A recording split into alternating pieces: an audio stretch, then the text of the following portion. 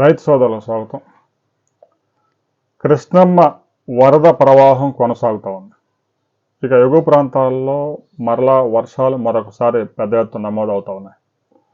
తాజాగా మహారాష్ట్రలో ఠానే జిల్లాలో పెద్ద ఎత్తున వర్షాలు నమోదవుతూ ఉన్నాయి. కొంత ఫ్లడ్ గోదావరికి, మరికొన్ని జిల్లాల్లో పడ్డ ఫ్లడ్ కృష్ణానదికి కూడా వచ్చే అవకాశం ఉంది.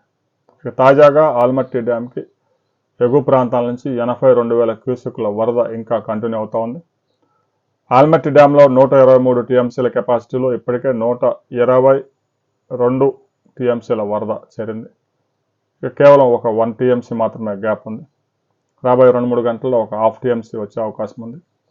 ఇక తర్వాత ఆల్మట్టి గేట్లు మరొకసారి ఎత్తే అవకాశం ఉంది. ఇప్పటికే విద్యుత్ ఉత్పత్తి ధర 16,000 క్యూసెక్కులు, ఒక 3 గేట్లు ఎత్తివేయడం ద్వారా 30,000 క్యూసెక్కులు, మొత్తం మీద 50,000 క్యూసెక్కులు నారాయణపూర్కి రిలీజ్ అయింది. నారాయణపూర్ నుంచి దాదాపు 55,000 క్యూసెక్కుల ఫ్లడ్ జూరాలకు చేరుతా ఉంది. ఇక జూరాలకు కూడా కేవలం ఆ నారాయణపూర్ నుంచి వచ్చే వరద, కొంత భీమా నుంచి కూడా ఒక 12,000 క్యూసెక్కులు వస్తూ ఉంది. మొత్తం మీద 60,000 క్యూసెక్కులు పైగా జూరాలకి చేరుతా ఉంది. జూరాల్లో 2 గేట్లు ఎత్తివేయడం ద్వారా 30,000 క్యూసెక్కులు, విద్యుత్ ఉత్పత్తి ద్వారా ఒక 30,000 క్యూసెక్కులు శ్రీశైలంకి రిలీజ్ అయింది. ఇక జూరాల్లో కెనాల్స్కి వెనకాతల లిఫ్ట్లు, భీమా, కోయల్ సాగర్ లిఫ్ట్లు కూడా నీటిని పంపింగ్ చేస్తూ ఉన్నారు. ఇక శ్రీశైలం ప్రాజెక్టులో ప్రస్తుతం 215 టీఎంసీల కెపాసిటీలో 182 టీఎంసీల వరద చేరింది. ఎగువ ప్రాంతాల నుంచి వస్తున్న వరద అవుట్ఫ్లోస్ కన్నా కొంచెం ఎక్కువే ఉండడం వల్ల ప్రతిరోజు అదనంగా ఇంకా 2 టీఎంసీలు పెరుగుతూ ఉంది. శ్రీశైలం ప్రాజెక్టు నుంచి పోతిరెడ్డిపాడికి 12,000 క్యూసెక్కులు, హంద్రీనేవాకు 3,000 క్యూసెక్కులు, తెలంగాణలో ఉన్నటువంటి లిఫ్ట్ ఇరిగేషన్లకు ఒక 4,600 క్యూసెక్కులు లిఫ్ట్ చేస్తూ ఉన్నారు.